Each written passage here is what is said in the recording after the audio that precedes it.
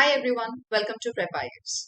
So in today's session we are going to discuss energy sector. Science and tech की major classes हमारी हो चुकी हैं. दो सेशंस और रहते हैं, एक एनर्जी सेक्टर के ऊपर and the second one will be on nano technology, robotics and nano technology. इसके बाद आपका साइंस एंड टेक का सिलेबस क्रैश कोर्स के हिसाब से खत्म हो जाता है. एंड इसमें हमने सिर्फ बेसिक्स ही नहीं, हमने करंट अफेयर्स भी डिस्कस किए हैं, उनको भी पढ़ा है. तो इसका आप रिविजन जरूर करें एग्जाम आने से पहले और इसके क्वेश्चन सॉल्व करें ज्यादा से ज्यादा. लास्ट ईयर क्वेश्चन उठाइए, उनको सॉल्व कीजिए. तो यहाँ पर देखिए, ये 3 मंथ्स फ्री क्रैश कोर्स का पार्ट है. ये साइंस एंड टेक जो मैं आपको पढ़ा रही हूँ, जो यूपीएससी प्रीलिम्स 2021 के लिए है. 17 मार्च से शुरू हुआ था एंड 20 जून तक चलेगा. इट्स अ कॉम्प्रिहेंसिव कोर्स जिसके अंदर आपको doubt clearing sessions, CSAT सब कुछ मिलेंगे. एंड इसमें स्टैटिक पोर्शन भी कवर होगा और करंट अफेयर्स भी कवर होगा. देन फैकल्टी डिटेल्स आप यहाँ पे पढ़ सकते हैं. एंड अपार्ट फ्रॉम दैट आप डिटेल शेड्यूल और रजिस्ट्रेशन लिंक आपको डिस्क्रिप्शन बॉक्स में मिल जाएगा. तो चलिए शुरू करते हैं आज के टॉपिक से.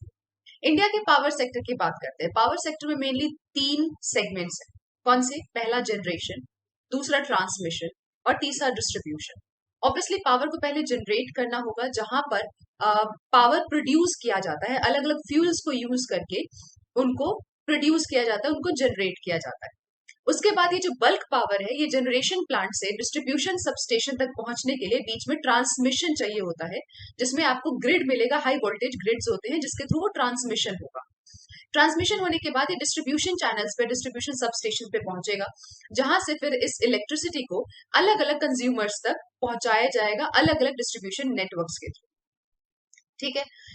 डिस्ट्रीब्यूशन एक्चुअली एक सेलिंग स्टेज है. डिस्ट्रीब्यूशन वो स्टेज है जहां पर मेन वर्क सारा खत्म हो चुका है, जनरेट करने का, ट्रांसमिट करने का, ये सब ज्यादातर खत्म हो चुका है. अब सिर्फ पहुंचाना है.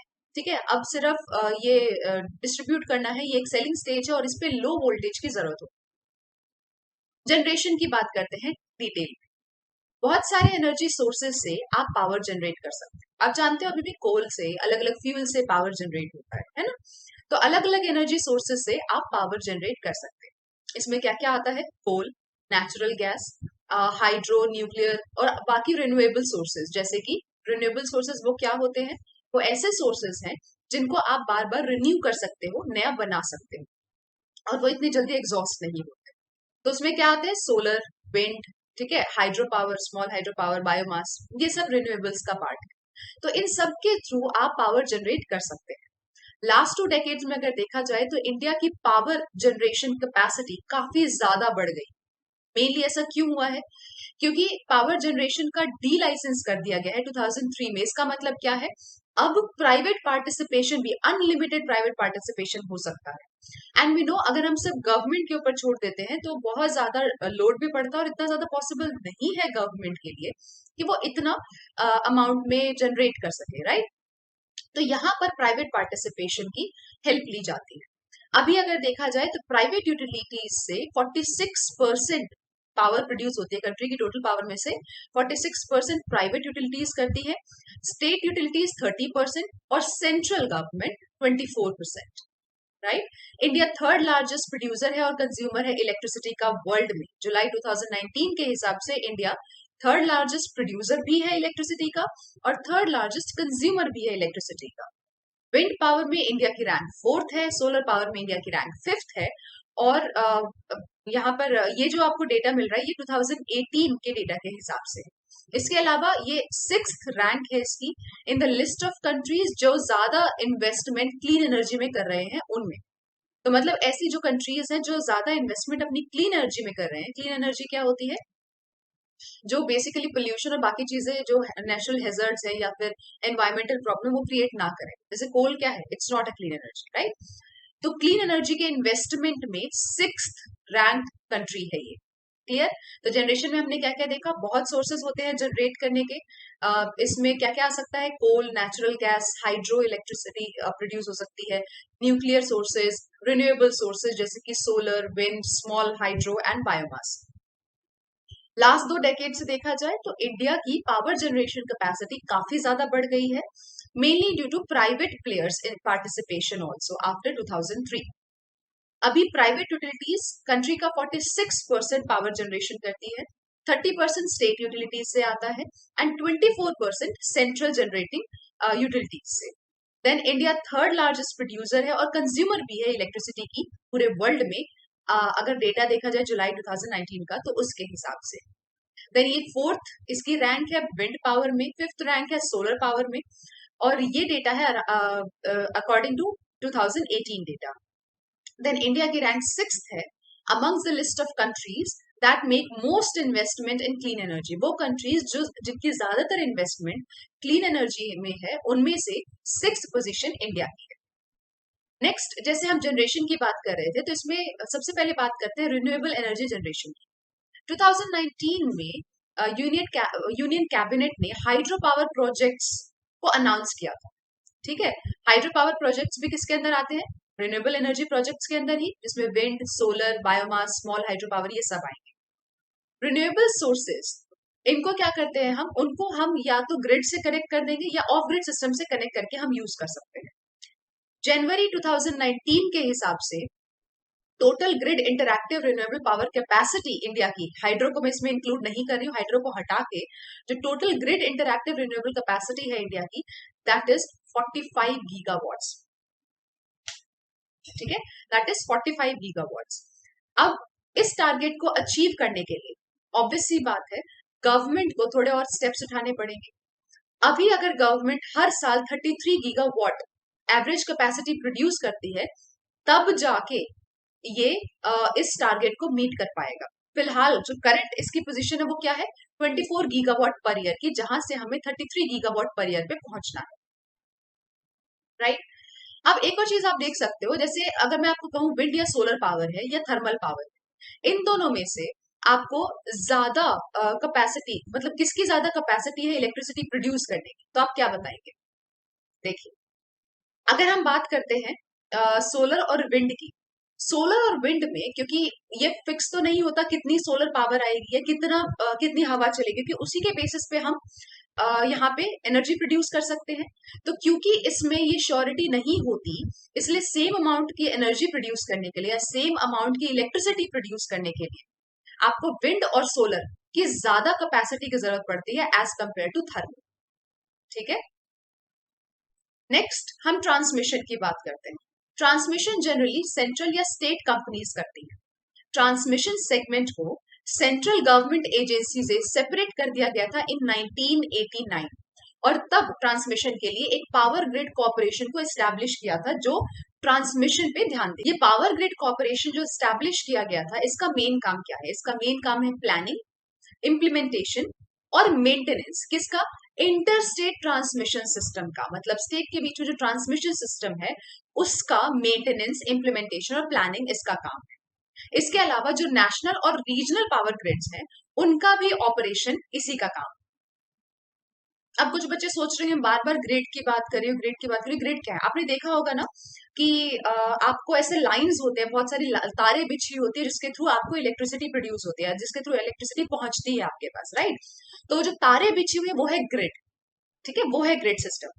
तो ये power grid corporation interstate transmission system की प्लानिंग, इम्प्लीमेंटेशन, मेंटेनेंस ये सब करती है। इसके अलावा नेशनल और रीजनल पावर ग्रिड्स का भी ऑपरेशन इसी का काम है। इलेक्ट्रिसिटी एक्ट 2003 के इम्प्लीमेंटेशन के बाद कंज्यूमर्स अब पावर किसी भी पावर जनरेटिंग प्लांट से ले सकते हैं विदाउट एनी डिस्क्रिमिनेशन। मतलब ऐसा नहीं होगा कि जो ये पावर जनरेटिंग प्लांट्स है वो किसी पर्टिकुलर ग्रुप को या जहां से फायदा हो रहा है उसको ज्यादा इलेक्ट्रिसिटी प्रोवाइड करेंगे, बाकियों को कम। ऐसा कोई डिस्क्रिमिनेशन नहीं हो सकता according to electricity act 2003। India की ट्रांसमिशन लाइन अगर आप देखें, और एवरेज इसका एनुअल रेट है 6.5% की रेट से ये ग्रो हो रहा है। एंड कहां से कहां तक? 2007 से लेके 2019 के बीच में 6.5% की दर से हर साल इसमें ग्रोथ आती है, एवरेज ग्रोथ। ठीक है, तो ट्रांसमिशन के बारे में हमने क्या पढ़ा? मोस्टली सेंट्रल और स्टेट कंपनीज करती हैं। देन ट्रांसमिशन सेगमेंट को सेंट्रल गवर्नमेंट एजेंसी से 1989 में सेपरेट कर दिया गया था और पावर ग्रिड कॉर्पोरेशन को एस्टैब्लिश किया, जिसका काम प्लानिंग, इम्प्लीमेंटेशन और मेंटेनेंस है इंटर स्टेट ट्रांसमिशन सिस्टम का, और नेशनल और रीजनल पावर ग्रिड्स को ऑपरेट करने का भी काम इन्हीं का है। इलेक्ट्रिसिटी एक्ट 2003 के हिसाब से अब कंज्यूमर्स किसी से भी मतलब किसी भी पावर जनरेटिंग प्लांट से पावर बाय कर सकते हैं विदाउट एनी डिस्क्रिमिनेशन। और इंडिया की ट्रांसमिशन लाइंस 2007 से लेकर 2019 के बीच में 6.5% annual rate, average annual rate के दर पे ग्रो कर रही है। Now the question is what are the issues with power generation. हम पावर जनरेशन की बात कर रहे हैं बार बार, पर इसके साथ प्रॉब्लम्स क्या है?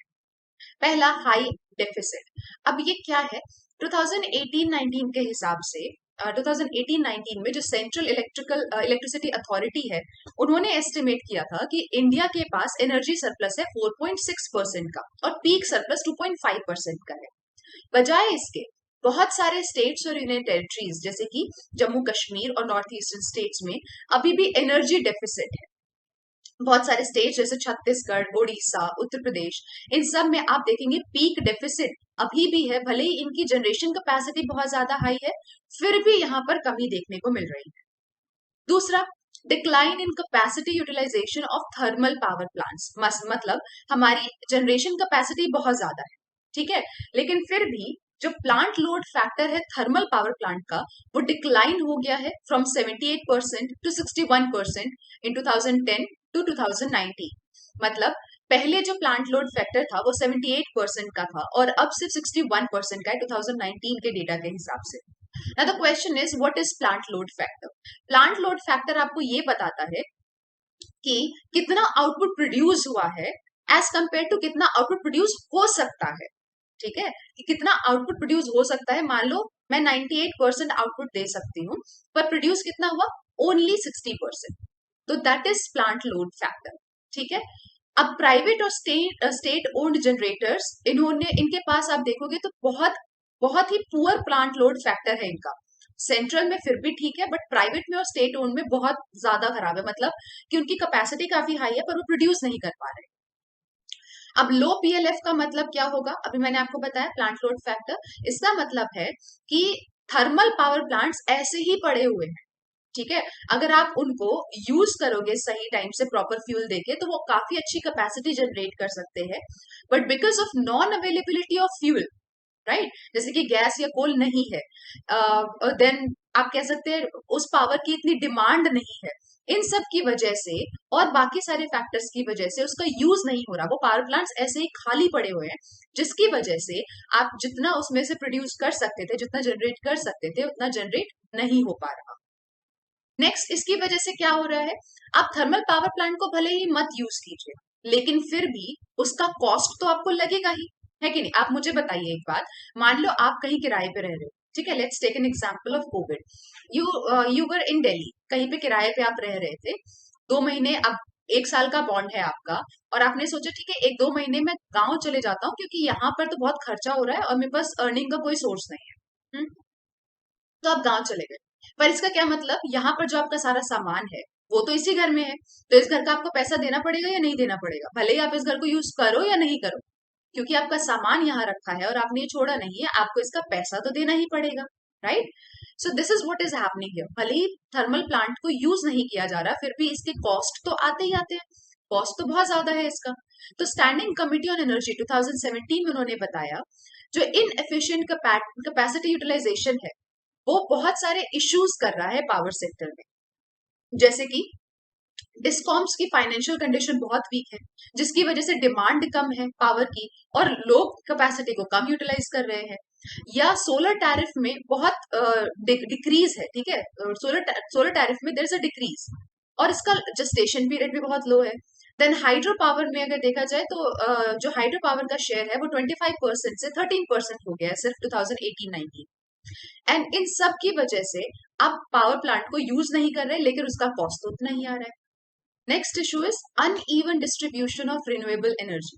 अनइवन डिस्ट्रीब्यूशन का क्या मतलब है कि रिन्यूएबल एनर्जी पूरी कंट्री में इवनली स्प्रेड आउट नहीं है।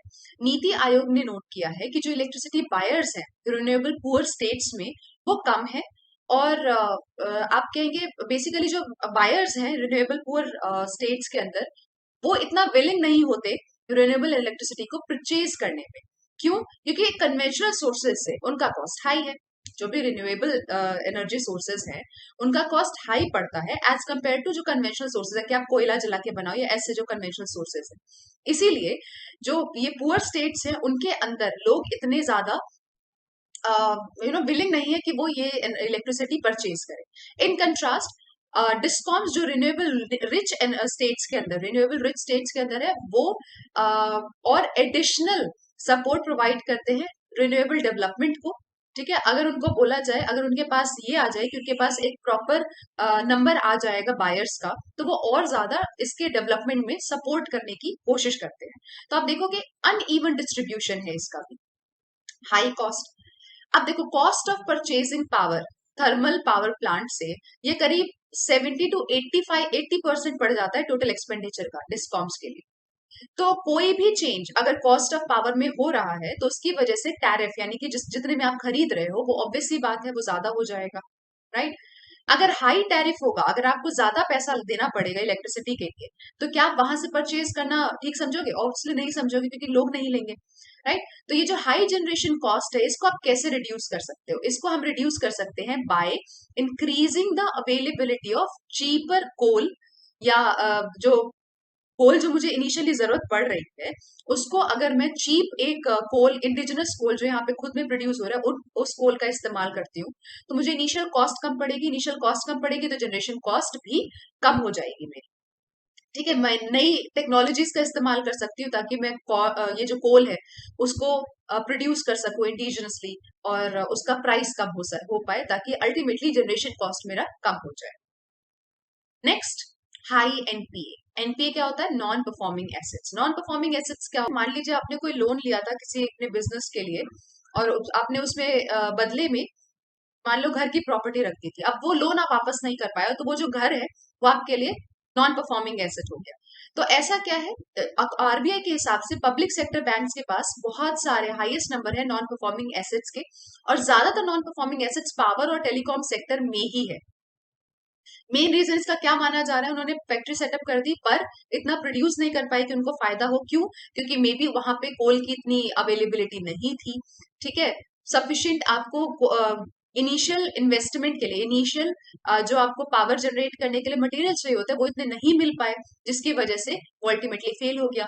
या डिस्कॉम्स है, डिस्कॉम्स ने ये पावर प्लांट्स बेसिकली वो स्ट्रेस्ड है, उनको पहले उनका जो भी आपको फायदा होना था वो फायदा हो नहीं पाया, तो पावर प्लांट स्ट्रेस्ड है। स्ट्रेस होने की वजह से उन्होंने क्या किया, डिस्कॉम को पेमेंट देर से दी, अब उसकी वजह से आगे भी पेमेंट देर से जाएगी। तो ये कुछ रीजन है जिसकी वजह से आप पावर जनरेशन में इश्यूज आते हैं। ठीक है, नेक्स्ट हम बात करते हैं इंटर स्टेट डिस्प्यूट की। बहुत बड़ा इशू है ये हमेशा से, अगर कोई रिवर शेयरिंग स्टेट है, ठीक है, तो वहां पे डिस्प्यूट्स होते ही होते हैं। क्यों? जो रिवर दो स्टेट से होके गुजर रही है वहां पे हमेशा आप देखोगे झगड़ा चलता रहता है कि भाई इसका इतना पानी हमारे पास होना चाहिए, इतना हमारे पास होना चाहिए, एक्सेट्रा। तब जब वाटर अवेलेबल नहीं होगा, कई बार ऐसा होता है कि हाइड्रो प्लांट्स के लिए वाटर अवेलेबल नहीं है। अब हाइड्रो प्लांट्स में वाटर तो जरूरी है, अगर वाटर ही अवेलेबल नहीं है बिकॉज ऑफ कॉन्फ्लिक्ट और डिस्प्यूट और वट एवर, तो ऑब्वियस सी बात है उससे जनरेशन में इशू आएगा। That is again a problem. अब नेक्स्ट आता है पावर डिस्ट्रीब्यूशन में क्या इशू है। ठीक है, हमने पहले जनरेशन की बात की, डिस्ट्रीब्यूशन हमने पढ़ा था, उसको आप कंज्यूमर्स तक लेके जाओगे। तो पावर डिस्ट्रीब्यूशन में क्या इशू है?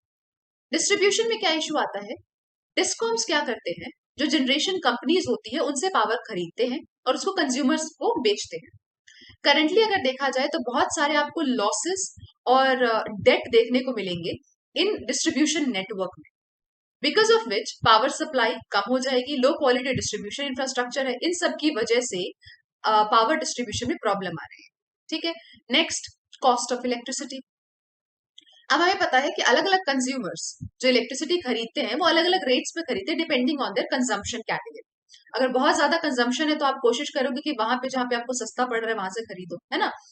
तो आप देखेंगे कि जो कॉस्ट ऑफ सप्लाई है और जितना रेवेन्यू से रिड्यूस हो रहा है उसमें बहुत ज्यादा डिफरेंस है, उसमें बहुत ज्यादा बड़ा गैप है। तो स्टेट गवर्नमेंट सब्सिडीज प्रोवाइड करते हैं डिस्कॉम्स को ताकि ये अपने जो टैरिफ्स है उनको चेंज करे, राइट, और इससे कुछ फायदा हो सके। लेकिन इन सब के बजाय भी जो ओवरऑल रेवेन्यू होता है वो टोटल सप्लाई कॉस्ट के भी बराबर नहीं हो पा रहा, और जब आपका इनिशियल कॉस्ट और रेवेन्यू बराबर ही नहीं हो पा रहा तो ऑब्वियसली बात है आप क्यों करना चाहोगे वो। That is another issue in power distribution. Then high AT&C losses. AT&C क्या है? Aggregate technical and commercial loss. Aggregate technical and commercial loss क्या होता है? इसमें आप क्या देखेंगे, जो भी आपका टेक्निकल इश्यूज की वजह से, जैसे टेक्निकल लॉस है, थेफ्ट हो गया, इनएफिशिएंसी है, बिलिंग नहीं हो पाई उसमें, और जो कमर्शियल लॉस हो रहा है जैसे कि आप जब पेमेंट नहीं की किसी ने, या इनएफिशिएंसी हो गई, कलेक्शन नहीं कर पाए, इन दोनों का कॉम्बिनेशन को कहते हैं aggregate technical and commercial loss. इसमें आप देखेंगे जितनी एनर्जी इनपुट आपकी गई है सिस्टम में, ठीक है, और जितना यूनिट से पेमेंट कलेक्ट किया गया है उसमें डिफरेंस है। मतलब आपने 100 यूनिट्स प्रोवाइड की, पर कलेक्शन यानी कि पेमेंट वहां से आया सिर्फ 90 यूनिट्स का, तो ये 10 यूनिट क्या है? ये तो आपका नुकसान है। इसको कहते हैं AT&C लॉस, राइट। अब यहाँ पर आप देखोगे बहुत सारे इसके भी रीजन होंगे, कैसे? जैसे मीटर नहीं लगा हुआ कहीं पे, बिलिंग सिस्टम में प्रॉब्लम है, कलेक्शन सिस्टम में प्रॉब्लम है, इन सब की वजह से AT&C लॉसेस बहुत हाई है। एंड गवर्नमेंट ने बहुत सारे मेजर्स लिए हैं, बट फिर भी इस इशू को वो एड्रेस नहीं कर पाई है fully. That is again an issue with power distribution. Then quality issue की बात करते हैं। अब क्वालिटी इशू में क्या आता है? Low quality rural electricity. Low quality rural electricity का क्या मतलब है? गवर्नमेंट ने इनिशिएटिव्स लिए ताकि इलेक्ट्रिसिटी को हाउस होल्ड तक पहुंचाया जा सके, हर जगह पहुंचाया जा सके, ठीक है। अब ये क्या है, इसमें small electricity based commercial activities को ये सपोर्ट नहीं कर पाता। जो डिस्कॉम्स हैं वो ऐसे कनेक्शन आप देखेंगे रूरल कंज्यूमर्स को एज अ लाइबिलिटी देते हैं, और उनको पता है कि यहाँ पे मुझे कोई स्कोप नहीं है रेवेन्यू कमाने का। तो गवर्नमेंट को स्टेप्स लेने चाहिए ताकि वो इलेक्ट्रिसिटी कनेक्शंस को इम्प्रूव कर सके रूरल एरियाज में, ताकि जो क्वालिटी है जो सप्लाई का वो भी बेटर हो सके, और रिलायबल पावर रीजनेबल टाइम के लिए मिल सके। तो ये जो लो क्वालिटी इशू है इसको भी एड्रेस करने की जरूरत है। Next, inaccessibility to power. Ministry of power के हिसाब से इंडिया में करीब 1% एनर्जी सरप्लस है, ठीक है। सिर्फ 1% एनर्जी सरप्लस रहा है पास्ट कुछ ईयर्स तक। ये सरप्लस होता है या डेफिसिट होता है, ये क्या है? जितना आपकी डिमांड और जितना अवेलेबल है उसका डिफरेंस है। मान लो आपकी डिमांड ज्यादा है पर अवेलेबल कम है, तो क्या हो जाएगा? वो डेफिसिट हो जाएगा। अगर आपकी डिमांड कम है पर अवेलेबल ज्यादा है तो वो सरप्लस हो जाएगा। तो यहाँ पे आप देखें करीब 300 मिलियन पीपल ऐसे हैं जिनके पास इलेक्ट्रिसिटी नहीं है कंट्री में। India one of the lowest per capita power consumption है इसका वर्ल्ड में। मतलब पर पर्सन जितना पावर कंजम्पशन हो रहा है वो जो बहुत बहुत जिनमें बहुत कम पावर कंजम्पशन होते हैं जिन देशों में, उनमें से एक है इंडिया। इंडिया की पॉपुलेशन की बात करें तो यहाँ पर 18% है ग्लोबल पॉपुलेशन का। टोटल पॉपुलेशन जितनी है वर्ल्ड में उसका 18% इंडिया में है, लेकिन इसमें से सिर्फ 6% है जो वर्ल्ड के प्राइमरी एनर्जी का इस्तेमाल करते हैं। मतलब यहाँ पे एनर्जी का इस्तेमाल जो करते हैं वो सिर्फ 6% है 18% में से, राइट, हाफ भी नहीं है। अब गवर्नमेंट ने क्या मेजर्स लिए हैं इसके लिए? पहला, उज्जवल डिस्कॉम अश्योरेंस योजना। इसको नवंबर 2015 में लॉन्च किया गया था। ये एक सेंटर स्कीम है, और इसका एम क्या है? कंट्री के ये जो डिस्कॉम्स है, डिस्कॉम्स में जो प्रॉब्लम है उसको रेस्क्यू करना, डिस्कॉम्स में जो इश्यूज आ रहे हैं उसको रेस्क्यू करना। इस स्कीम के अंदर स्टेट 3/4 जो डेट है किसी भी डिस्कॉम का वो टेक ओवर कर सकती है, और उसको अपने फिस्कल डेफिसिट कैलकुलेशन में इंक्लूड कर सकती है, ठीक है। फिस्कल डेफिसिट कैलकुलेशन में इंक्लूड करने का क्या मतलब है? वो दिखा सकती है कि भाई ये हमारा खर्चा था, नहीं पूरा हो पाया, इसकी वजह से डेफिसिट। तो 3/4 किसी भी कंपनी का डेट, यानी कि अगर किसी के ऊपर मान लो 120 करोड़ का डेट है, बहुत ज्यादा है बट 120 करोड़ का डेट है, तो इसमें से 3/4 यानी कि 90 करोड़ स्टेट गवर्नमेंट अपने पास फिस्कल डेफिसिट में शो कर सकती है, ताकि उस डिस्कॉम को थोड़ी हेल्प मिले। नेक्स्ट, गवर्नमेंट उसके बाद एक उदय बॉन्ड इशू करेगी बैंक्स को और बाकी इंस्टीट्यूशंस को, ताकि इन बैंक से वो पैसा रेज कर सके। जो रिमेनिंग 25% है इसके डेट का, 3/4 हमने बोला था, तो जो रिमेनिंग 1/4 है डेट का, वो किसी एक तरीके से वो डील कर सकती है। कैसे? पहली बात तो इंटरेस्ट रेट कम कर दो, ठीक है, ताकि जो लोन्स है, लोन्स के इंटरेस्ट रेट कम कर दो ताकि ज्यादा लोन्स मिले, ज्यादा लोन्स दे पाए तो ज्यादा पैसा आ पाए। दूसरा, किसी भी मनी रेज्ड, कोई भी मनी जो डिस्कॉम बॉन्ड्स के थ्रू रेज हुई है, ठीक है, जिसमें स्टेट गारंटी होती है, डिस्कॉम बॉन्ड्स के थ्रू कोई भी मनी जो रेज हुई है उसके थ्रू फंड कर सकती है। ओके, इन रिटर्न डिस्कॉम्स का एक टारगेट होगा, एक गिवन टारगेट डेट होगा, जिसके अंदर उनको जो भी पावर लॉस हुआ है ट्रांसमिशन में, या किसी भी तरीके का थेफ्ट है, मीटरिंग में प्रॉब्लम है, स्मार्ट मीटर्स इंस्टॉल करना, इस तरीके की जितनी भी प्रॉब्लम है उनको सॉर्ट आउट करना पड़ेगा। तो गवर्नमेंट ने, स्टेट गवर्नमेंट ने क्या किया, उनके डेट को खत्म करने में हेल्प की, बदले में इसमें जो जो प्रॉब्लम्स थी इस डिस्कॉम में, वो इनको सॉर्ट आउट करना पड़ेगा एक गिवन डेट से पहले। स्टेट के लिए ये स्कीम ऑप्शनल थी, ठीक है, और वो स्टेट जिन्होंने इस स्कीम को एक्सेप्ट किया था उनको एडिशनल बेनिफिट्स मिलते थे। कैसे एडिशनल बेनिफिट्स? जैसे दीन दयाल उपाध्याय ग्राम ज्योति योजना, उसके थ्रू उनको प्रायोरिटी फंडिंग मिल रही है, या इंटीग्रेटेड पावर डेवलपमेंट स्कीम से आईपीडीएस, उनके थ्रू उनको हेल्प मिल रही है, और ऐसे डिफरेंट स्कीम्स के थ्रू उनको हेल्प मिलती है। या फिर उनको एडिशनल कोल सप्लाई मिल सकता है कम प्राइस पे, ताकि एनटीपीसी से, ताकि वो उनकी जो बेसिकली ये जो इनिशियल प्रॉब्लम्स हो रही है उनको सॉर्ट आउट किया जा सके, ठीक है। उदय स्कीम के अंदर स्टेट को कुछ पर्टिकुलर मेजर्स लेने की जरूरत है, ठीक है, जैसे कि compulsory smart metering, smart meter लगाइए हर जगह। भी हमने देखा था ना क्वालिटी वाले के में कि एक और इशू ये आता है कि AT&C लॉस, मतलब कि प्रॉपर मीटर्स नहीं लगे हुए हैं, प्रॉपर रीडिंग नहीं हो पा रही, प्रॉपर कलेक्शन नहीं हो पा रहा है, इन सब की वजह से बहुत सारा लॉस होता है। तो कंपलसरी स्मार्ट मीटरिंग करना इसमें जरूरी है, ऐसे कुछ मेजर्स उनको करने थे। आरबीआई ने अक्टूबर 2019 में जो रिपोर्ट इन्होंने रिलीज की थी उसमें उन्होंने बताया कि पावर सेक्टर डिमांड में डिक्रीज हुआ है, इकोनॉमिक स्लो डाउन हुआ है, डिस्कॉम्स को लॉस ज्यादा हुए हैं, और ये जो स्कीम है ये स्टेट्स के फाइनेंसेस पे ज्यादा स्ट्रेस देगी, ऐसा आरबीआई की रिपोर्ट का कहना था, राइट। और इनफैक्ट सेंट्रल बैंक ने भी नोटिस किया कि डिस्कॉम्स ये एक्चुअली स्टेट के फाइनेंसेस में सबसे बड़ा बर्डन यही बन के आते हैं, क्योंकि डिस्कॉम्स में जितना नुकसान हो रहा है उसका 3/4 स्टेट के पास जा रहा था, और वही बहुत बड़ा एक अमाउंट कैरी करता था, जिसकी वजह से डिस्कॉम्स बहुत बड़ा बर्डन बन के स्टेट फाइनेंसेस के ऊपर आती है। नेक्स्ट बात करते हैं दीनदयाल उपाध्याय ग्राम ज्योति योजना की। इस स्कीम के हिसाब से कंटिन्यूअस पावर सप्लाई मिलनी चाहिए रूरल इंडिया को, ठीक है। इसको पहले क्या नाम, इसका नाम था क्या पहले? राजीव गांधी ग्रामीण विद्युतीकरण योजना, ये उसका पहले नाम, राइट। इसमें क्या क्या फंक्शंस है? आपको ट्रांसमिशन इंप्रूव करना, डिस्ट्रीब्यूशन नेटवर्क इंप्रूव करना, जो मीटर है आपको हर पॉइंट पे मीटर लगाना है, इनपुट पॉइंट पे, फीडर पॉइंट पे, डिस्ट्रीब्यूशन ट्रांसफॉर्मर्स वगैरह सेटअप करने हैं। जो प्रोजेक्ट्स ऑलरेडी सैंक्शन हो गए हैं, ठीक है, राजीव गांधी ग्रामीण विद्युतीकरण योजना के टाइम पे जो प्रोजेक्ट्स ऑलरेडी सैंक्शन हो गए हैं उनको कंप्लीट करना, रूरल इलेक्ट्रिफिकेशन करना, यानी कि गांव के इलाकों में इलेक्ट्रिसिटी पहुंचाना, ये सारे काम थे, राइट।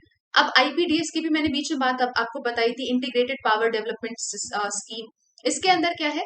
जो डिस्ट्रीब्यूशन नेटवर्क है अर्बन एरियाज में और ट्रांसमिशन नेटवर्क है उनको स्ट्रॉन्ग करना, मीटर प्रॉपरली लगाना, और आईटी अनेबल्ड डिस्ट्रीब्यूशन नेटवर्क को स्ट्रेंथन और क्रिएट करना। हमने आईटी का पहले भी पढ़ा था, राइट। क्या फायदा होगा इसका? कंप्यूटराइज्ड हो जाएगा तो फॉल्ट्स के चांसेस कम हो जाएंगे, बेटर आप रेगुलेट कर पाओगे, ठीक है। That is why it was asked. Next आता है वन नेशन वन ग्रिड। अब इंडिया की पावर सिस्टम को 5 रीजनल ग्रिड्स में डिवाइड किया गया है, हर ग्रिड किसी पर्टिकुलर रीजन को इलेक्ट्रिसिटी पहुंचाती, ठीक है। अब इन 5 रीजन को जब एक ही जगह इंटीग्रेट कर दिया जाएगा तो वो होगा वन नेशन वन ग्रिड। इन ग्रिड्स को एक दूसरे के साथ लिंक कर दिया जाएगा ताकि कहीं पर अगर सरप्लस पावर है, जहां वेस्ट हो रही है, वो वहां पर यूज हो सके जहां पे डेफिसिट पावर है। नेक्स्ट आता है सौभाग्य स्कीम। सौभाग्य स्कीम, इसका दूसरा नाम प्रधानमंत्री सहज बिजली हर घर योजना भी है। इसका मेन आइडिया, जैसा नाम से समझ में आ रहा है, हर घर में बिजली, तो मेन आइडिया था कि हर हाउस होल्ड में इलेक्ट्रिसिटी होनी चाहिए। कुछ हाउस होल्ड ऐसे हैं जहां पे सोशो इकोनॉमिक या कास्ट सेंसस, ठीक है, कुछ हाउस होल्ड को socio economics and caste census के थ्रू आइडेंटिफाई किया गया था 2011 में, जहां पर फ्री इलेक्ट्रिसिटी कनेक्शंस के लिए वो एलिजिबल थे, ठीक है, और बाकियों को चार्ज किया जाना था 500 रुपीज। इस स्कीम के थ्रू आप इंफ्रास्ट्रक्चर प्रोवाइड करोगे इलेक्ट्रिसिटी प्रोवाइड करने के लिए सारे हाउस होल्ड में, ठीक है। एंड इलेक्ट्रिसिटी सप्लाई क्योंकि अभी भी एक बहुत बड़ा चैलेंज है, तो इसको इंश्योर करने के लिए ये स्कीम लाया गया। अभी भी अगर देखा जाए तो डिस्कॉम्स में, जैसे मैंने आपको पहले बताया था, बहुत बड़ा लॉस हो रहा था, बहुत प्रॉब्लम्स हो रही थी डिस्कॉम में। अभी भी यहाँ पे फाइनेंशियल क्राइसिस देखने को मिल रहा है। भले ही बहुत सारा इंफ्रास्ट्रक्चर इंप्रूव कर दिया गया है, फिर भी इसमें फाइनेंशियल क्राइसिस देखने को मिल रहा है। रूरल एरियाज और जहां पे ज्यादा डोमेस्टिक कंज्यूमर्स है, उनमें अगर हम देखें तो वो लेसर टैरिफ पे करते हैं। तो अगर ऐसे एरिया में अगर आपको सप्लाई बढ़ाना है तो क्या होगा, आप यहाँ पर क्योंकि वो कम पैसा दे रहे हैं, तो सप्लाई, जितना ज्यादा सप्लाई दोगे उतना ज्यादा आपका नुकसान है। ठीक है, आपको पड़ रहा था 100 का और अब वहां पे आपको पैसा मिल रहा है 91, तो 8 का तो आपको हर यूनिट पे नुकसान है ना। तो अगर ये नुकसान गवर्नमेंट कंपेंसेट कर देती है तो ठीक है, अदरवाइज डिस्कॉम्स और ज्यादा लॉसेस में चले जाए। नेक्स्ट आता है Samadhan scheme. Indian government Samadhan scheme के थ्रू, समाधान की फुल फॉर्म क्या है, scheme of asset management and debt change structure. इसका मेन एम क्या है, जितने भी स्ट्रेस्ड पावर प्रोजेक्ट्स हैं, राइट, जितने भी स्ट्रेस्ड पावर प्रोजेक्ट का मतलब जहां पर भी एनर्जी सेक्टर में कुछ फाइनेंशियल क्राइसिस आई है या कुछ फाइनेंशियल लॉस हुआ है, इन सब में लिक्विडेशन प्रोवाइड करना, इनको बेसिकली पैसा प्रोवाइड करना, ठीक है, इनको सोल्यूशन प्रोवाइड करना। ये कैसे होगा, अब ये क्या करेंगे समाधान स्कीम के थ्रू, जैसा हमने पिछले स्कीम में पढ़ा था कि बैंक्स को पुश करेंगे कि वो पावर प्लांट्स के डेट को टेक ओवर करें, जिनको भी एक्सपीरियंस, जो भी डिफिकल्टीज एक्सपीरियंस कर रहे हैं, उनके डेट को टेक ओवर करें। आइडिया क्या है, आइडिया सिर्फ इतना है कि इस डेट को हम एक मैनेजेबल लेवल तक ले आए, और जितने भी रिमेनिंग डेट्स हैं उसको इक्विटी में कन्वर्ट कर दें। इक्विटी में कन्वर्ट करने से क्या होगा, उससे कन्वर्ट करने से ये होगा, जो इंटरेस्टेड बायर्स होंगे वो बिड करेंगे, उनको खरीद लेंगे, और इससे उनका जो डेट है वो थोड़ा कम हो जाएगा, उधार जो है वो थोड़ा कम हो जाएगा। नेक्स्ट बात करते हैं स्मार्ट मीटर्स की। गवर्नमेंट ने स्मार्ट प्रीपेड इलेक्ट्रिसिटी को कंपलसरी कर दिया, इसके यूज को कंपलसरी कर दिया है अप्रैल 2020 से सारे इंडिया में, मतलब इंडिया के सारे पार्ट्स में। और जो पुराने वाला था उसको रिप्लेस करने का ऑर्डर दे दिया है इन द नेक्स्ट 3 years। ये जो स्मार्ट मीटर्स हैं, इनकी वजह से जो ये एटी एंड सी लॉस था, जो हमने देखा कि कमर्शियल लेवल पे या टेक्निकल लेवल पे जो लॉस हो रहा है, उसको काफी हद तक रिड्यूस कर देंगे, ठीक है, और बिल पेमेंट को भी बहुत आसान कर देंगे ये स्मार्ट मीटर्स। देन गवर्नमेंट, अब जब हम एनर्जी सेक्टर्स की बात कर रहे हैं तो एक बार शॉर्ट में कंपाइल करके देख लेते हैं ये रिन्यूएबल एनर्जीज क्या है, उसमें क्या क्या आता है और उनमें क्या क्या प्रॉब्लम्स है। तो रिन्यूएबल एनर्जी क्या होता है, small scale renewable energy power plants, ज्यादा चीप है, ज्यादा रिलायबल है, ज्यादा एफिशिएंट। रिन्यूएबल एनर्जी का क्या मतलब है, जैसे कि हम सोलर एनर्जी की बात करते हैं, सोलर पावर प्लांट सेटअप करें तो सन से, क्योंकि इंडिया में आप देखोगे हमारे पास most of the time solar energy रहती है, और कुछ पार्ट्स में तो हमेशा ही रहती है ना। तो इस सोलर एनर्जी को हम यूज कर सकते हैं इलेक्ट्रिसिटी प्रोड्यूस करने के लिए। तो ये क्या हो गया, रिन्यूएबल हो गया, क्योंकि इसको मैं बार बार रिन्यू कर सकती हूँ बिना बिना इसके एग्जॉस्ट हुए, राइट। ऐसा नहीं हो कि पूरा खत्म हो जाएगा बहुत जल्द, ऐसा नहीं है। तो जैसे कि आप देखेंगे लद्दाख में एक सोलर पावर प्लांट है जो 347 हाउस होल्ड्स को, एक क्लिनिक को, एक स्कूल को और कुछ गवर्नमेंट ऑफिसेस को पावर देने का काम कर रहा है। तमिलनाडु में एक पंचायत ने एक विंड मिल खरीदा, ठीक है, और ये विंड मिल इलेक्ट्रिसिटी प्रोड्यूस कर रहा है, इलेक्ट्रिसिटी प्रोवाइड कर रहा है एंटायर विलेज को। और इसी के साथ साथ सिर्फ इतना ही नहीं कि पूरे विलेज को सिर्फ इलेक्ट्रिसिटी प्रोड्यूस करके दे रहा है, पूरे विलेज को तो इलेक्ट्रिसिटी प्रोवाइड ही कर रहा है, इसके अलावा इसके पास सरप्लस भी है जिसको वो स्टेट यूटिलिटीज में यूज कर रहा है, प्रॉफिट्स अर्निंग के लिए यूज कर रहा है, ठीक है। तो सरप्लस को सेल करके इसको अलग से प्रॉफिट भी हो रहा है। बिहार में एक कंपनी है जिसका नाम है हस्क पावर स्टेशन। ये क्या करती है, राइस हस्क को, जो चावल का हस्क होता है, उसको यूज करके इलेक्ट्रिसिटी जनरेट करती है और इसी के थ्रू 250 विलेजेस में इलेक्ट्रिसिटी प्रोवाइड करती है। रिन्यूएबल एनर्जी की अगर हम देखें क्यों जरूरत है हम, तो इंडिया करंटली वर्ल्ड का थर्ड लार्जेस्ट कार्बन एमिटर है, मतलब हमारे यहाँ पे कार्बन बहुत ज्यादा एमिट हो रहा है, राइट। कोपनहेगन एकॉर्ड के हिसाब से जो इंडिया ने साइन किया था और इसमें 167 बाकी कंट्रीज भी थी 2009 में, 80% जो वर्ल्ड का कोल, ऑयल और नेचुरल गैस रिजर्व है, ये आप इतना इतना ग्राउंड में ही होना चाहिए। ठीक है, क्यों? क्योंकि हम इसका जब बहुत ज्यादा इस्तेमाल करते हैं कोल ऑयल नेचुरल गैसेस का, तो ग्लोबल वार्मिंग बढ़ जाती है। और आप देखेंगे जो अगर हम इसका बहुत ज्यादा इस्तेमाल करते हैं तो आगे चलकर जो ग्लोबल वार्मिंग है वो इतनी बढ़ जाएगी कि प्लैनेट 2 डिग्री सेल्सियस तक राइज हो सकता है एवरेज टेम्परेचर में। इकोलॉजिकल पॉइंट ऑफ व्यू से ये बहुत ज्यादा डेंजरस होगा। हमने पहले भी पढ़ा है और आपने इकोलॉजी में पढ़ा भी होगा कि अगर टेम्परेचर राइज होता जाता है कंटिन्यूअसली, जो ग्लेशियर्स है वो मेल्ट होने लग जाएंगे, उसके बहुत सारे अलग ही नुकसान है ना?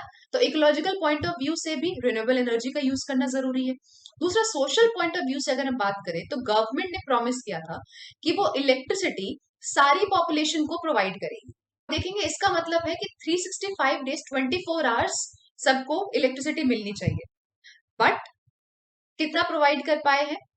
4 घंटे भी नहीं, एक दिन में 4 घंटे भी नहीं कर पाए, और 24 घंटे करना था। तो आप देख रहे हैं कि अपना टारगेट ये मिस कर चुके हैं।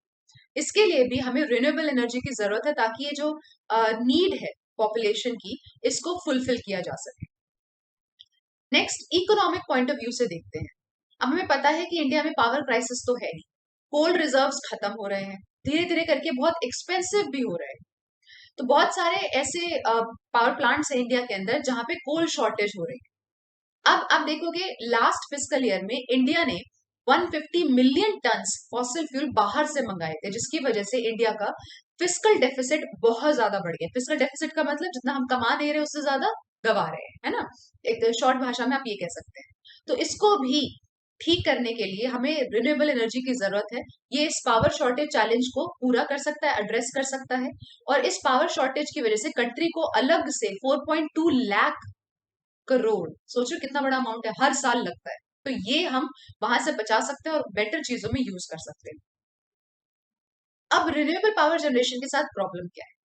पहला तो रीजनल कॉन्सेंट्रेशन, यानी कि रिन्यूएबल एनर्जी जो स्पॉट्स है, जो लोकेशन है जहां पे रिन्यूएबल एनर्जी को यूज किया जा सकता है, वो इवनली डिस्ट्रीब्यूटेड तो है नहीं, स्पेसिफिक है। जैसे मैंने आपको कहा, इंडिया के कुछ पार्ट्स में हमेशा अच्छी खासी धूप रहती है, बाकी में नहीं रहती। तो ये क्या है? ये हम रिन्यूएबल एनर्जी के लिए हम मोस्टली नेचर पे डिपेंडेंट है, वो प्रॉपर्ली डिस्ट्रीब्यूटेड तो है नहीं। तो इसीलिए हमें ग्रिड कनेक्शन को ज्यादा सिक्योर और स्केल अप करने की जरूरत है, जो फिलहाल हमारे पास नहीं है। देन कॉस्ट ऑफ इवैक्यूएशन, मतलब अगर आप रिन्यूएबल एनर्जी का यूज करना चाहते हैं, ठीक है, तो यहाँ पर आपको एक प्रॉपर इंफ्रास्ट्रक्चर चाहिए, ताकि आपने कहीं पर भी पावर प्लांट लगा रखा है वो लोड सेंटर तक उसको ट्रांसमिट कर सके। जैसे आपको प्रॉपर रोड्स चाहिए, लैंड चाहिए इंस्टॉलेशन के लिए, ये सब भी हमारे पास नहीं है। तो इंफ्रास्ट्रक्चर की कमी है। नेक्स्ट, फाइनेंशियल बैरियर्स, मतलब इनिशियल इसमें पैसा बहुत लगता है, इनिशियल इन्वेस्टमेंट किसी भी चीज में लगता है, इसमें भी लगता है। अब क्योंकि ये टेक्नोलॉजीज हम पहले से तो यूज करते हुए आ नहीं रहे हैं, और हमें इनके लिए बेटर टेक्नोलॉजीज चाहिए, तो इनके लिए आपको बेटर इन्वेस्टमेंट भी चाहिए, जो अलग एक प्रॉब्लम हो जाती है, राइट? देन रिन्यूएबल एनर्जी का इतना ज्यादा इस्तेमाल नहीं किया जाता है अर्बन और इंडस्ट्रियल एप्लीकेशन में, that is another problem. Then policy intervention चाहिए, ताकि जो ये रिन्यूएबल सेक्टर में चेंजेस कर सके। जो कन्वेंशनल पावर है वो क्या होता है, वो ज्यादा कंपेटिटिव है, ज्यादा इजी है, ज्यादा सस्ता है, तो लोग हमें रिन्यूएबल सेक्टर में क्यों जाना चाहिए? तो एक बहुत बड़ा कंपटीशन आता है, जिसके लिए हमें पॉलिसी इंटरवेंशन की जरूरत है। नेक्स्ट बात करते हैं, नेक्स्ट रिन्यूएबल एनर्जी। हाँ, ये फर्स्ट रिन्यूएबल एनर्जी हमारी है हाइडल पावर। इंडिया में बहुत ज्यादा हाइड्रो इलेक्ट्रिक पोटेंशियल है, बहुत ज्यादा अमाउंट में प्रोड्यूस कर सकते हैं। 5th नंबर पे आता है इंडिया हाइड्रो पोटेंशियल को एक्सप्लॉइटेबल हाइड्रो पोटेंशियल के मामले में। मतलब हमारे पास, अगर हम जितना हमारे पास रिसोर्सेज है उसके हिसाब से हाइड्रो इलेक्ट्रिसिटी प्रोड्यूस अगर कर ले, तो हम 5th नंबर पे आएंगे, हमारे पास इतने रिसोर्सेज है।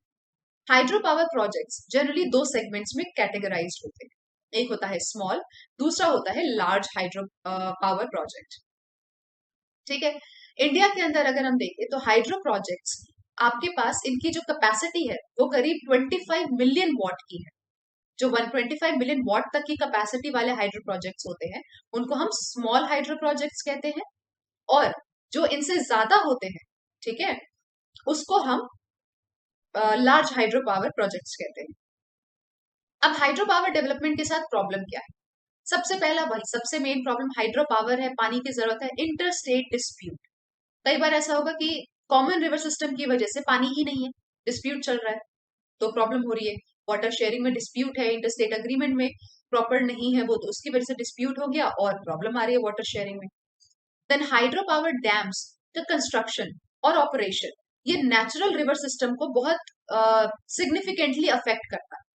ठीक है, अब मैं वहां पर अगर डैम बना देती हूँ तो क्या होगा, वहां पे जो फिश और वाइल्ड लाइफ पॉपुलेशन होगी वो अफेक्ट होगी, that is another problem. Then hydro power projects के अंदर अगर आप देखेंगे तो उस एरिया में जहां पे मैं डैम बना रही हूँ, उस एरिया में मुझे वहां के लोगों को हटा के वहां से कहीं और शिफ्ट करना पड़ेगा, रिहेबिलिटेट करना पड़ेगा। तो उस जगह जब लोगों को हटा रहे हैं हम, तो एक मेजर इशू हो जाता है, क्योंकि हम क्या कर रहे हैं, वहां से जमीन ले रहे हैं, लोगों को वहां से हटा रहे हैं। तो इस तरीके से और इस प्रोसेस में बहुत ज्यादा डिले भी हो जाएगा। ठीक है, अनयूजुअल डिलेज होंगे, बहुत सारे सेफ्टी कंसर्न्स होंगे, कॉस्ट ज्यादा आएगा, क्योंकि एक तो मुझे वहां डैम बनाने का कॉस्ट लग रहा है, दूसरा लोगों को रिलोकेट करने के लिए मुझे कॉस्ट लग रहा है, तो हाई कॉस्ट आता है। देन इसमें वही इनिशियल कॉस्ट बहुत ज्यादा है, कॉम्प्लेक्सिटी बहुत ज्यादा है, राइट। जैसे मैंने आपको बताया सोशल इम्पैक्ट क्या होगा मिटिगेशन का, या एनवायरमेंटल कॉस्ट क्या होगा, इंजीनियरिंग जो इन्वॉल्व है, डिजाइन इन्वॉल्व है, ये सब काफी कॉम्प्लेक्स है। ज्यादातर हाइड्रो प्रोजेक्ट्स में 5 से 6 साल लग जाते हैं कंस्ट्रक्ट करने में। अब जब मान लो मैंने 5 से 6 साल लगाया, तो जो मेरा इनिशियल कंस्ट्रक्शन का कॉस्ट आया था, मान लो मैंने सोचा था मुझे 100 करोड़ में कंस्ट्रक्ट करना है। अब मैं फर्स्ट अप फ्रंट तो 100 करोड़ करोड़ लगेगा नहीं, धीरे धीरे करके लगेगा, हर साल जितना जरूरी पड़ रहा है, हर साल इंटरेस्ट बढ़ता जाएगा, इसकी वजह से पेमेंट बढ़ती जाएगी, इसकी वजह से मेरा कंस्ट्रक्शन का कॉस्ट बढ़ता जाएगा। देन हमारे पास इनफ्लो, कैश इनफ्लो भी इतना नहीं है, अनसर्टेनिटी रहती है, कभी होता है कभी नहीं होता, जिसकी वजह से अगेन एक प्रॉब्लम आती है। हाइड्रो प्रोजेक्ट्स आप देखेंगे, ज्यादातर हाइड्रो प्रोजेक्ट्स रिमोट एरियाज में सिचुएटेड होते हैं, राइट। बहुत ज्यादा दूर एरियाज में होते हैं जहां पे इलेक्ट्रिसिटी की इतनी डिमांड है नहीं, that is another problem. Then hydro power project, इनके अंदर आपको इंफ्रास्ट्रक्चर चाहिए, जैसा कि हमने अभी भी पढ़ा, रोड, ब्रिजेस, स्कूल, हॉस्पिटल, उस सारे एरियाज में जो है, ठीक है, उसकी भी जरूरत है। इस प्रॉपर इंफ्रास्ट्रक्चर अगर नहीं हो, डिफिकल्ट टेरेन हो, मतलब डिफिकल्ट साइट है बनाने के लिए, तो इसमें अलग प्रॉब्लम लगती है। आपको स्किल्ड मैन पावर चाहिए सब कुछ इंप्रूव करने के लिए, प्रोजेक्ट साइट को प्रॉपरली तैयार करने के लिए, that is another barrier. Next, renewable energy की बात करें तो that is solar power. India में सनलाइट 300 डेज रहती है एक साल में, और किस स्पीड से आती है ये, किस रेट से, 5 किलोवाट पर सेंटीमीटर स्क्वायर। ये 7% मोर इफेक्टिव है कोल से, 10% मोर इफेक्टिव है न्यूक्लियर प्लांट से। सोलर पावर इक्विपमेंट साइड पे अगर हम देखें तो इंडियन मैन्युफैक्चरर्स के पास इतनी कैपेसिटी है कि वो 1900 मेगावाट प्रोड्यूस कर सके, इलेक्ट्रिसिटी प्रोड्यूस कर सके, राइट। अब यहाँ पर इसके लिए इनिशिएटिव्स क्या लिए गए, मैंने यहाँ पे बहुत सारे नेम कर दिए, कुछ मैंने बता भी दिए, कुछ आपको खुद से भी गूगल करने हैं। जैसे first is JN national solar mission, ये NAPCC का एक पार्ट है। इसके अंदर 20 गीगावाट सोलर इलेक्ट्रिसिटी जनरेट करने का एम है 3 फेजेस में 2022 तक। ठीक है, और अभी जो टारगेट है उसको रिवाइज कर दिया गया, पहले 20 गीगावाट था, अब वो 100 गीगावाट कर दिया गया। Then ultra mega green solar power project, अब ये क्या है, it plans to install world's largest solar power plant. इसमें इसकी प्लानिंग क्या है कि वर्ल्ड का सबसे बड़ा सोलर प्लांट इंस्टॉल करेंगे, जिसकी 4 गीगावाट की कैपेसिटी होगी। कहाँ पे, राजस्थान में 2010 तक इसका प्लान था। ठीक है, 2010 तक ये करने का प्लान था। राजस्थान में कहा, सांबर लेक के पास। देन क्लीन एनर्जी फंड, अब जो प्राइवेट सोलर कंपनीज है उनको हम उनको हम ज्यादा एनकरेज करेंगे इसमें पार्टिसिपेट करने के लिए। कैसे एनकरेज करेंगे, सोलर पैनल्स पे कस्टम ड्यूटी रिड्यूस करके। ठीक है, तो यहाँ पर कस्टम्स ड्यूटी रिड्यूस हो जाएगी बाय 5% सोलर पैनल पे, और एक्साइज ड्यूटी एग्जेम्प्ट कर दी जाएगी। देन रिन्यूएबल एनर्जी सर्टिफिकेट होगा, 70% सब्सिडी मिलेगा अगर सोलर पावर प्लांट को इंस्टॉल किया जाता है नॉर्थ ईस्टर्न एरियाज में, और 30% मिलेगा बाकी एरियाज में अगर इंस्टॉल किया जाता है। इस पे 100% फॉरेन डायरेक्ट इन्वेस्टमेंट अलाउड है, चाहे वो एनर्जी जनरेशन की बात हो, डिस्ट्रीब्यूशन की बात हो, मैन्युफैक्चरिंग प्रोजेक्ट्स की बात हो, सब पे 100% FDI अलाउड है। ठीक है, वे फॉरवर्ड। अब वेरी इंपॉर्टेंट, सबके लिए 24/7 एनर्जी रहे, इलेक्ट्रिसिटी बहुत ज्यादा इंपॉर्टेंट है as when it comes to countries development. तो इसीलिए इसको हर टाइम पे ये अवेलेबल होना चाहिए। आप खुद सोच के देखिए, कोई बड़ा पावर प्लांट है, कोई बड़ी कंपनी है, ठीक है, उस बड़ी कंपनी में अगर 5 मिनट के लिए लाइट चली जाती है तो उनका लाखों का नुकसान हो सकता है। तो किसी भी कंट्री की डेवलपमेंट के लिए इलेक्ट्रिसिटी एक बहुत इंपॉर्टेंट फैक्टर के रूप में सामने आती है। तो इसीलिए कुछ एरियाज पे हमें स्पेसिफिक फोकस देने की जरूरत है, जैसे कि ह्यूमन एरर को रिड्यूस करो, technical driven billing metering collection करो, क्वालिटी मेंटेनेंस सर्विस को इम्प्रूव करो, राइट। देन पावर सप्लाई का प्रॉपर मॉनिटरिंग होना चाहिए।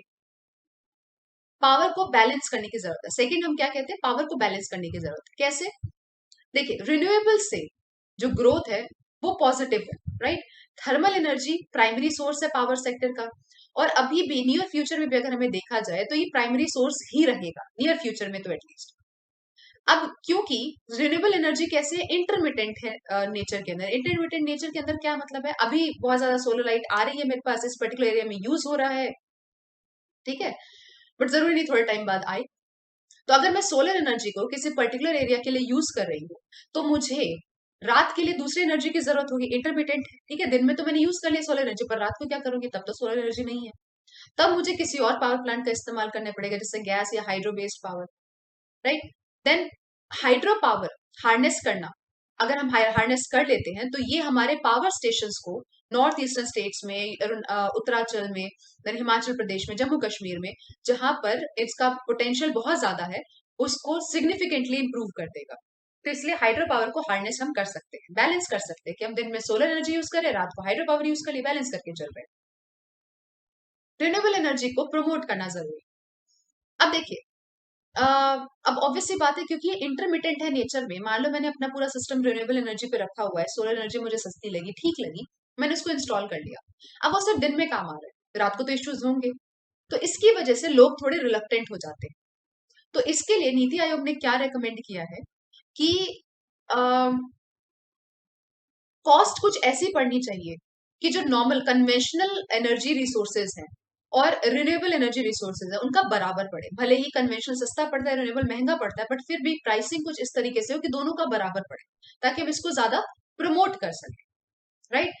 अब रिन्यूएबल एनर्जी के जो टैरिफ्स है वो भले ही रिड्यूस कर दिए गए, लेकिन अभी भी लोग इसे खरीदना नहीं चाहते।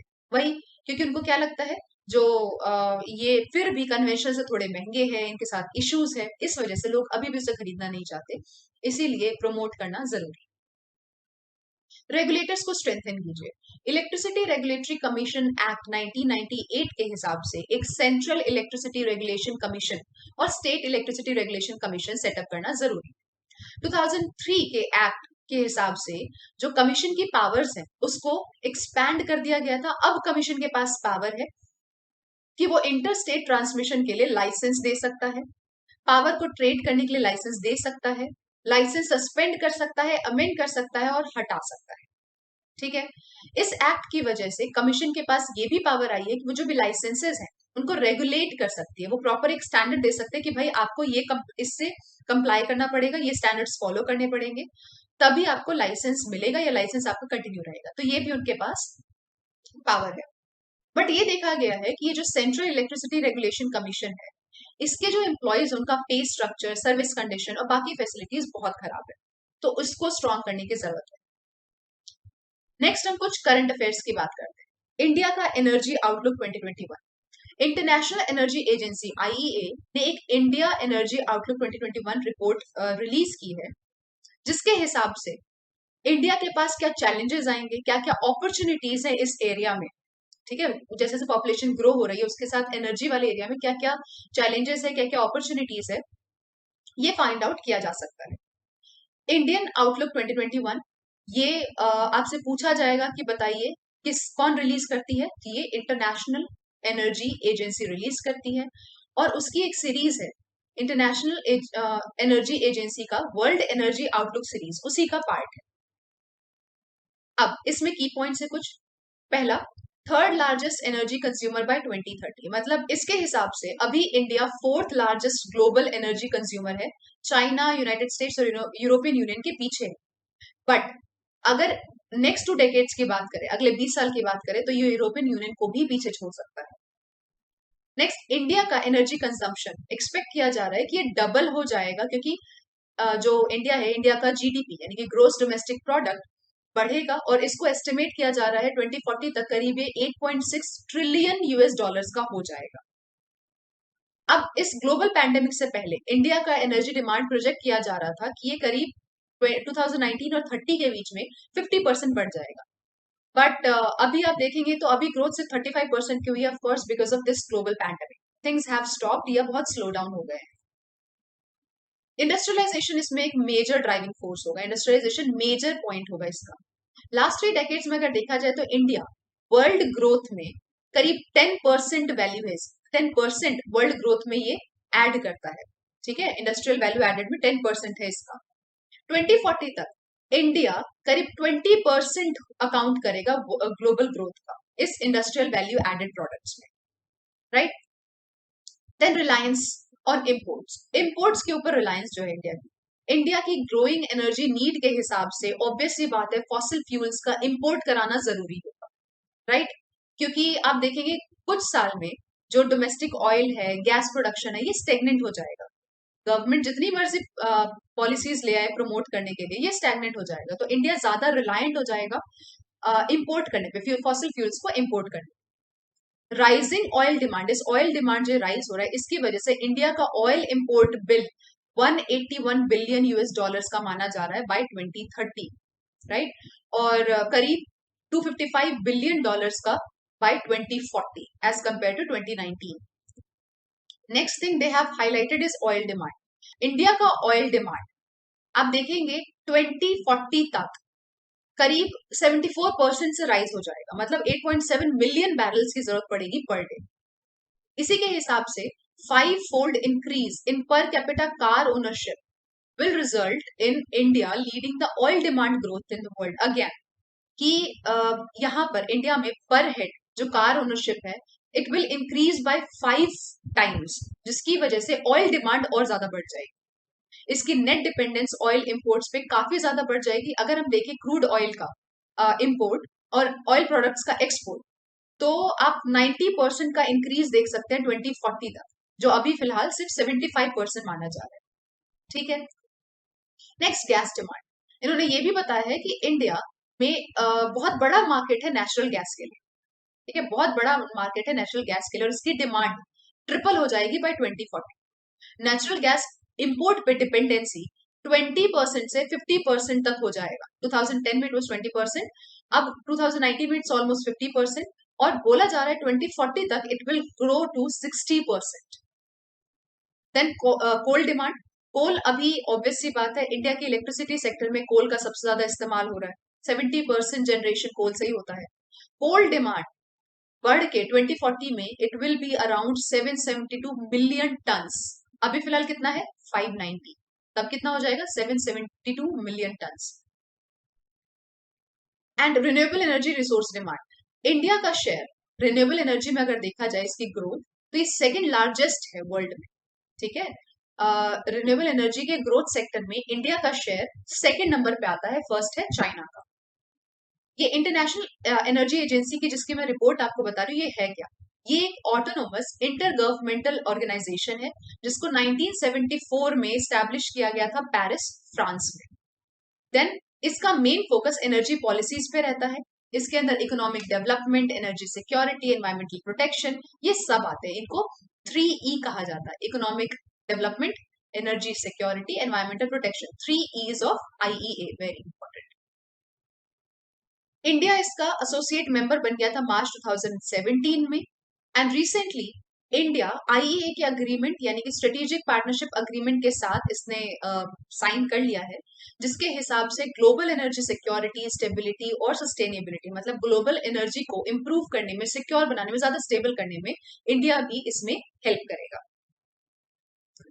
The world energy outlook report, as I said, IEA release करता है एंड एनुअली रिलीज करता है। IEA का क्लीन कोल सेंटर, ये किसके लिए किस पे बेस्ड है? ये इस पे बेस्ड है कि कैसे कोल को हम एक क्लीन सोर्स ऑफ एनर्जी बना सकते हैं। ठीक है, ताकि ये UN के सस्टेनेबल डेवलपमेंट गोल्स के साथ कंपैटिबल हो सके। अब आगे देखते हैं इसमें आगे क्या किया जा सकता है। जैसा कि वर्ल्ड, अब आप देखेंगे एनर्जी सेक्टर में इसमें ट्रांसफॉर्मेशन बढ़ता जा रहा है, तो इंडिया एक यूनिक पोजीशन पे है कि वो एक लो कार्बन इंक्लूसिव ग्रोथ पर ध्यान दे सके। अगर ऐसा कर सकते हैं तो जो डेवलपिंग कंट्रीज हैं, जो एनर्जी हंग्री डेवलपिंग कंट्रीज है, मतलब ऐसी डेवलपिंग कंट्रीज जहां पे एनर्जी इतनी ज्यादा नहीं है अभी और उनको रिक्वायरमेंट है, उनको काफी हेल्प मिलेगी। ठीक है। Then India global leader, obviously solar power में तो ग्लोबल लीडर है ही, और सोलर कंबाइंड विद बैटरीज, ठीक है, सोलर को अगर हम बैटरी से कंबाइन कर दे तो ये इंडिया के एनर्जी फ्यूचर में एक बहुत इंपॉर्टेंट रोल प्ले करेगा, क्योंकि हमने देखा कि हर सेक्टर में इंडिया कितना ज्यादा डिमांड, इसका इंपोर्ट पे कितनी ज्यादा रिलायबिलिटी बढ़ने वाली है because of energy demand. Then जैसे जैसे नए इंडस्ट्रियल सेक्टर्स आते जा रहे हैं, क्लीन एनर्जी जॉब्स बढ़ते जा रहे हैं, इंडिया को भी इंश्योर करना पड़ेगा कि हर रीजन में, जो हर वो रीजन जो कोल पे हेविली डिपेंडेंट है, वहां पर भी इंप्रूवमेंट हो सके। तो एक बार जल्दी से रिव्यू कर लेते हैं हमने आज क्या क्या पढ़ा है, जल्दी से quick recap. All right, so we started with India का पावर सेक्टर। तीन मेन फेजेस हैं, generation, transmission and distribution. Generation मतलब पावर प्रोड्यूस करना, ट्रांसमिशन मतलब बल्क में उसको एक जगह से दूसरे सब स्टेशन पे ले जाना, और डिस्ट्रीब्यूशन का मतलब सब स्टेशन से कंज्यूमर तक पहुंचाना। जनरेशन में ऑब्वियसली बात है, अलग अलग चीजों का इस्तेमाल किया जाता है, coal, natural gas, hydro, nuclear, renewables. Then 2003 के बाद जब से पावर जनरेशन डी लाइसेंसिंग हो गई, तब से प्राइवेट जो प्लेयर्स हैं उनका पार्टिसिपेशन बढ़ गया है, और अब प्राइवेट प्लेयर इसमें काफी अच्छा एक रोल प्ले कर रहे हैं। इंडिया थर्ड लार्जेस्ट प्रोड्यूसर और कंज्यूमर दोनों है इलेक्ट्रिसिटी का, और ये डेटा था 2019 का। विंड पावर में फोर्थ रैंक, सोलर पावर में फिफ्थ रैंक, और ऐसी कंट्री जो ज्यादा इन्वेस्टमेंट करती है क्लीन एनर्जी में, उसमें सिक्स रैंक है इंडिया। देन मार्च 2019 के हिसाब से जो हाइड्रो पावर प्रोजेक्ट्स हैं, ठीक है, उनको भी रिन्यूएबल एनर्जी प्रोजेक्ट्स के साथ ही कंबाइन किया जाएगा, उनके उनको भी रिन्यूएबल एनर्जी ही माना जाएगा। तो रिन्यूएबल एनर्जी में क्या होता है, ग्रिड सिस्टम की आपको जरूरत पड़ती है। इंडिया के पास जो इसकी कैपेसिटी है, हाइड्रो को अगर मैं हटा दूं तो भी इसकी कैपेसिटी रिन्यूएबल पावर एनर्जी की 45 गीगावाट्स की है। ठीक है। और एवरेज इस डिमांड को पूरा करने के लिए average per year 33 gigawatt produce करने की जरूरत है, अभी हम सिर्फ 24 प्रोड्यूस कर रहे हैं। ट्रांसमिशन में क्या होता है, पावर ग्रिड चाहिए होता है आपको, पावर ग्रिड कॉर्पोरेशन बनाया गया था इसके लिए, जो ये ग्रिड बेसिकली ट्रांसमिशन का सारा काम, मेंटेनेंस का, इम्प्लीमेंटेशन का, प्लानिंग का सारा काम इनका है। देन अभी भी आप देखोगे जनरेशन में क्या क्या इश्यूज है, हाई डेफिसिट है। देन जो थर्मल पावर प्लांट्स हैं वो बस ऐसे ही पड़े हुए, उनका यूटिलाइजेशन नहीं हो रहा है। रिन्यूएबल एनर्जी प्रॉपर्ली डिस्ट्रीब्यूटेड नहीं है, कॉस्ट बहुत ज्यादा हाई है, नॉन परफॉर्मिंग एसेट ज्यादा है, इंटरस्टेट डिस्प्यूट ज्यादा है। देन डिस्कॉम्स पे आप देखेंगे उनका फाइनेंशियल कंडीशन बहुत खराब है। देन आप ये जो कॉस्ट ऑफ इलेक्ट्रिसिटी है, जो कन्वेंशनल कॉस्ट ऑफ इलेक्ट्रिसिटी है, डिस्ट्रीब्यूशन में यही प्रॉब्लम आ रही है, कन्वेंशनल कॉस्ट ऑफ इलेक्ट्रिसिटी सस्ती है, रिन्यूएबल महंगी है, तो कोई रिन्यूएबल क्यों लेगा। Then aggregate technical and commercial loss ज्यादा है, जहां पर टेक्निकल लॉस भी आता है, थेफ्ट आता है, इनएफिशिएंसी आती है, बिलिंग में मीटर का प्रॉब्लम है, राइट। क्वालिटी इशू में क्या क्या आता है, रूरल इलेक्ट्रिसिटी की क्वालिटी बहुत खराब है, पावर प्रॉपरली सबके लिए एक्सेसिबल नहीं है। गवर्नमेंट ने कुछ मेजर्स लिए हैं इसके लिए, जैसे उज्जवल डिस्कॉम अश्योरेंस योजना, नवंबर 2015 में इसको लॉन्च किया गया था, राइट। एंड डिस्कॉम्स को फाइनेंशियल सपोर्ट प्रोवाइड करने के लिए था ये, जिसमें जो स्टेट गवर्नमेंट है वो डिस्कॉम्स का 3/4 डेथ ले लेगी और उसको सॉल्व करने की कोशिश करेगी। देन नेक्स्ट आता है दीन दयाल उपाध्याय ग्राम ज्योति योजना। अब ये भी स्कीम है जिसके through power supply, proper power supply, regular power supply provide की जाएगी रूरल इंडिया के लिए। उसमें बहुत सारे अलग अलग लेवल पे इम्प्रूवमेंट की जाएगी, जैसे कि ट्रांसमिशन डिस्ट्रीब्यूशन नेटवर्क इम्प्रूव किए जाएंगे, मीटर प्रोवाइड किया जाएगा हर लेवल पे, जो ऑलरेडी प्रोजेक्ट सैंक्शन हो गए उनको पूरा किया जाएगा, और रूरल इलेक्ट्रिफिकेशन पे काम किया जाएगा। नेक्स्ट आता है इंटीग्रेटेड पावर डेवलपमेंट स्कीम। वही इसमें भी वही सारे मेथड्स है, वन नेशन वन ग्रिड। हमें पता है कि 5 रीजनल ग्रिड्स हैं जो अलग अलग रीजन में इंडिया के पावर प्रोवाइड करते हैं, उन सबको कंबाइन किया जाएगा ताकि जहां डेफिसिट है वहां पे सरप्लस से पावर यूज की जा सके। ये है one nation one grid. Next आता है सौभाग्य स्कीम। ये भी इनिशिएटिव है जहां पर हर जो हाउस होल्ड है उसमें इलेक्ट्रिसिटी प्रोवाइड की जाएगी। इसका दूसरा नाम है प्रधानमंत्री सहज बिजली हर घर योजना। देन समाधान स्कीम, नाम है scheme of asset management and debt change structure, जिसके अंदर जो स्ट्रेस्ड पावर प्रोजेक्ट्स हैं उसको लिक्विडेशन, उनके लिक्विडेशन को प्रिवेंट किया जाएगा। ठीक है, कि ऐसा ना हो जाए कि वो पूरी तरीके से खत्म हो जाए, तो उनको सपोर्ट प्रोवाइड किया जाएगा। स्मार्ट मीटर्स है जिसमें स्मार्ट मीटर्स लगाए जाएंगे। देन रिन्यूएबल एनर्जी में हम बात करते हैं, तो हमने पहले बात की थी कि इसकी जरूरत क्यों है, क्योंकि India third largest carbon emitter है, इसको हमें कम करना है। देन ये तो था इकोलॉजिकल पॉइंट ऑफ व्यू से। Then if you see from social point of view, तो बहुत सारे लोग हैं जिनके पास अभी भी पावर नहीं है, उनको भी प्रोवाइड करना है। इकोनॉमिक पॉइंट ऑफ व्यू से हम देखते हैं कि अगर अब 2 मिनट के लिए भी किसी बड़ी कंपनी में लाइट चली जाती है तो it becomes a huge problem. तो इसीलिए और ऊपर से हमारी डिपेंडेंस फॉसिल फ्यूल पे बहुत ज्यादा हो जाएगी इम्पोर्ट पे, जिसकी वजह से 4.2 लाख करोड़ का खर्चा आता है हर साल, जिससे बचाया जा सकता है। देन पावर, जो रिन्यूएबल पावर जनरेशन, उनके साथ भी सेम प्रॉब्लम है कि उनका रीजनल कॉन्सेंट्रेशन है, किसी एरिया में ज्यादा है, किसी एरिया में कम है, प्रॉपर इंफ्रास्ट्रक्चर नहीं है, फाइनेंशियल इश्यूज हैं। देन पॉलिसी की जरूरत है इन दोनों को बराबर करने के लिए, जो कन्वेंशन है और जो रिन्यूएबल है, उन दोनों को बराबर तक एटलीस्ट लोग देखना शुरू करें, ताकि एटलीस्ट रिन्यूएबल को कंसिडर करना शुरू करें उसके लिए। देन हाइडल पावर की बात करते हैं, तो इसमें दो टाइप के सेगमेंट्स होते हैं, small small and large hydro. इसके लिए क्या बैरियर्स हैं? Again interstate water dispute, then hydro power dams का construction operation becomes a problem for wildlife development. Then ये अपफ्रंट कॉस्ट बहुत ज्यादा आता है, आपको डिसलोकेट, जो आप वहां पे लोगों को उठा के दूसरी जगह ले जाएंगे, उसका कॉस्ट है। देन इंफ्रास्ट्रक्चर का कॉस्ट है। सोलर पावर की बात करें तो इंडिया के पास काफी ज्यादा कैपेसिटी है इसकी, 300 डेज साल में सोलर पावर रहता है, और इसकी कैपेसिटी काफी ज्यादा है, तो इसकी तरफ भी ध्यान देने की जरूरत है, जिसके लिए कुछ इनिशिएटिव्स हैं, जैसे कि JN national solar mission, ultra mega green solar power project, clean energy fund, renewable energy certificate, 70% subsidy on installation and 100% FDI allowed on renewable energy generation, distribution and manufacturing projects. आगे हम क्या देखेंगे कि सबको 24/7 power provide करने की जरूरत है, पावर को बैलेंस करने की जरूरत है, रिन्यूएबल एनर्जी को प्रमोट करने की जरूरत है, रेगुलेटर्स को स्ट्रेंथन करने की जरूरत है। फिर हमने पढ़ा इंडिया एनर्जी आउटलुक 2021 के बारे में, जिसको रिलीज करती है इंटरनेशनल एनर्जी एजेंसी। तो आई होप आपको ये सारा कुछ समझ में आ गया होगा। इसको बार बार रिवाइज जरूर करते रहें, क्योंकि ये high yielding areas science and tech के जो आपको कवर कराए गए हैं, we are left with just one more class, and with that will finish our whole syllabus. आपके अगर कुछ डाउट्स रह गए हो तो आप कमेंट सेक्शन में लिख दें, आपकी एक डाउट सेशन भी अरेंज करा दी जाएगी अगर आपको जरूरत हुई तो। If you like today's lecture, do not forget to like and share it, और चैनल को सब्सक्राइब जरूर करें, and do not forget to hit the bell icon, ताकि आपको रेगुलर अपडेट्स मिलते रहे। So that's it for today's class. Thank you so much for joining in. Have a great day ahead.